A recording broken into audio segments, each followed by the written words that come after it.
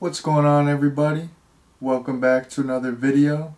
Today I'm going to be talking about Next Friday. I actually picked this movie up a couple weeks ago, and I have the DVD right here.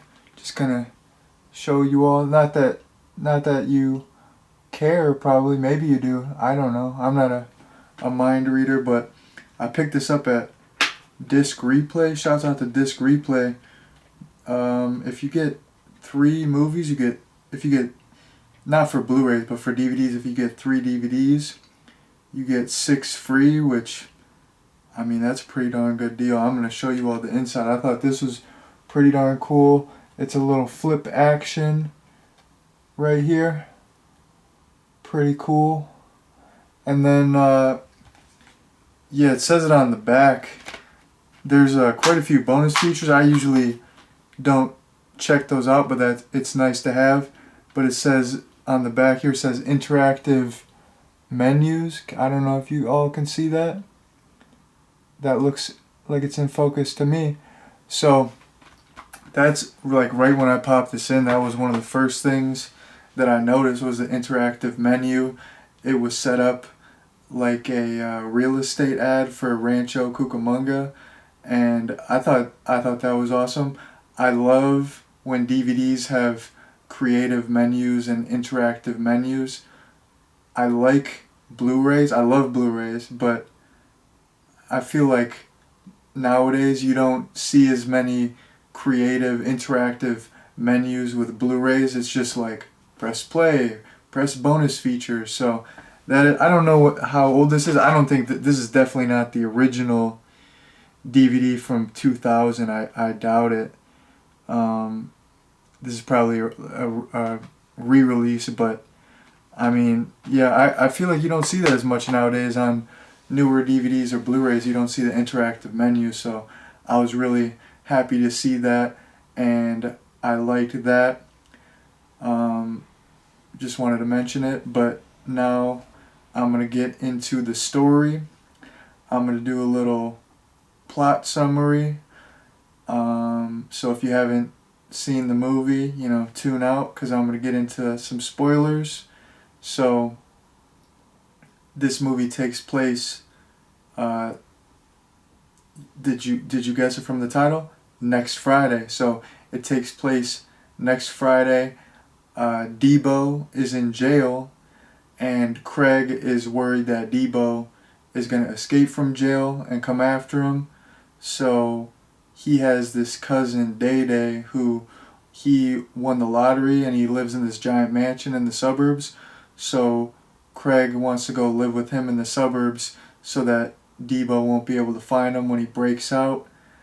And later on, we find out that Day Day and his dad are behind on their taxes, and if they don't pay I don't know the exact amount, but I think they owe around like $3,000 in taxes, which they don't have at the moment. So if they don't pay that, then their house is supposed to get auctioned the next day. So basically, Craig is trying to avoid Debo. He doesn't know that Debo escaped, but in the beginning we see that Debo did escape. So he moved to the suburbs. He's trying to get away from Debo. He's trying to get money for his cousins so they don't lose their house. And then there's these neighbors across the street who are some troublemaking individuals. And Craig and Day tries to mind his own business and stay away from these guys, but Craig keeps getting into it with these guys, and they become like the main antagonist towards the end. I'm just going to get into, since I already went over the plot synopsis, I'm just going to get into more spoilers. So yeah, towards the end, like I said, they need to get money, so they see these neighbors have this container and they're looking at it weird, so they assume that there's money in it, and yeah, basically at the end they steal that, and all these crazy happenings ensue. So that's that. Just getting into the cast. So Ice Cube returns as Craig. Chris Tucker did not return as Smokey because this came out in 2000, and by the time this came out, he moved on to like bigger budget movies. Like in 1998 he did Rush Hour, which was like a $35 million budget, something around there, and he was making millions of dollars. So I believe for the first Friday everyone only got paid around, it was only the budget for the first Friday was only a couple million, I believe, like maybe 3 million tops. So it was really low budget, and I'm pretty darn sure everyone only got paid around 5,000. In this one, everyone got paid more, but John Witherspoon was saying he got paid like around 5,000 for the first one and 400,000 for the second one. Where 400,000 is just, that's a crazy amount of money. That's life-changing money. But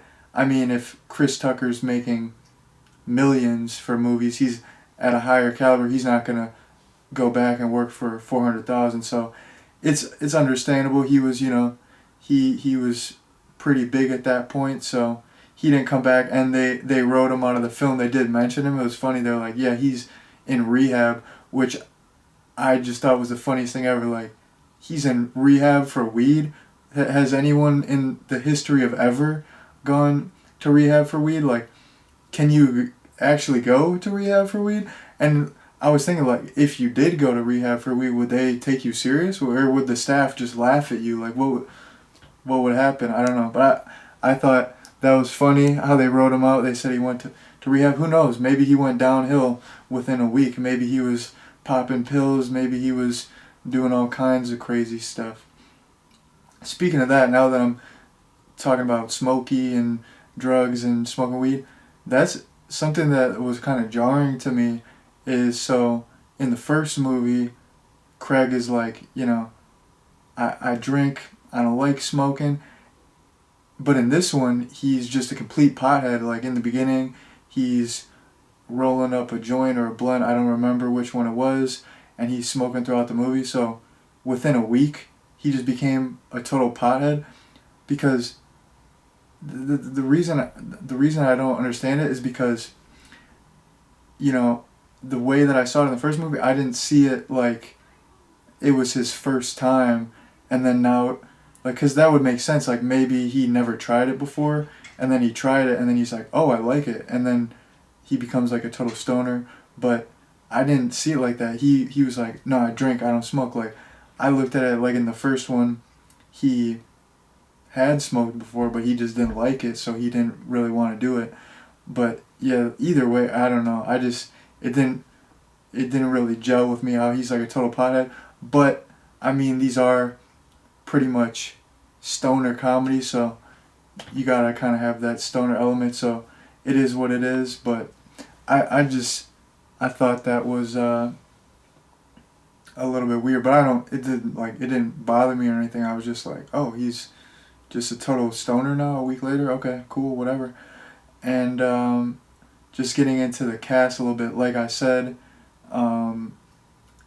Chris Tucker doesn't return, Smokey doesn't return, but there are some new main characters. So like I said, Craig moves he moves to his cousin's house, and his cousin is Day Day, played by Mike Epps. And I'm not super familiar with all of Mike Epps' work, but the stuff that I've seen him in, I like. He's a funny guy. The just for this review, the one performance that I can remember is he's in How High. He plays the pimp where he puts like baby powder on his hand. He's like pimp slapping girls, and that was a hilarious role. And he was pretty darn funny in this. He was like ranting about this one girl, and that was honestly it was some of my favorite dialogue in the whole movie. One of my favorite scenes in the whole movie. He's talking about this big girl, and he's like, she knows the snacks before they hit the streets. She knows them before they're even out. And I don't know, the way that I'm saying it, I can't say it as good as he said it, but like the way he delivered it, and he was just like ranting and raving, and he was like imitating her breathing, and it was so funny. That was awesome. But he did great. I liked his character, and then you have another character in this is Roach, who's played by Justin Pierce, and he's I don't know if you all know him or are familiar with him, but I'm familiar with him because he's in the 1995 movie Kids, which I'm a big fan of that movie. I'm a big fan of Harmony Korine in general. I know he's kind of polarizing. Some people think his movies totally suck. I don't absolutely love all his movies, but I like how his movies are kind of different and weird. I gotta be in the mood for his movies because most of them are really disturbing too. But I like Harmony Korine, so, and like I said, I like Kids, so it was cool to see Justin Pierce in this. His character was like this skater guy, and he worked with Day Day, so he was pretty darn cool in my opinion. Just while I'm on the topic of funny moments, a couple other standout moments for me were when they were at the record store, and the owner Pinky comes in, and he thinks Craig is robbing the place, and he's like acting super hard, and he holds the gun to him, and his delivery of all his lines in that sequence is so funny. He's just saying everything so funny, and he's like trying so hard to act tough, and then Ice Cube flips the script on him, and I mean Craig, but Ice Cube, same deal. But yeah, Craig flips the script on him. He gets the gun and is like holding him up, and he just acts so soft. He's like, "Please, I got a girl, I got this and that," and he's like almost crying. So that was hilarious. I like another standout moment too is was just like one line, or maybe Debo said it a couple times, but Debo has this kind of sidekick guy that he escaped from with prison from, and every time he addresses Debo's like, "Raise your hand when you're talking to me. Raise your hand to ask me a question." And that was like like I said, it was not really a significant thing. It was like a line that he said one or two times, but I thought that was absolutely hilarious.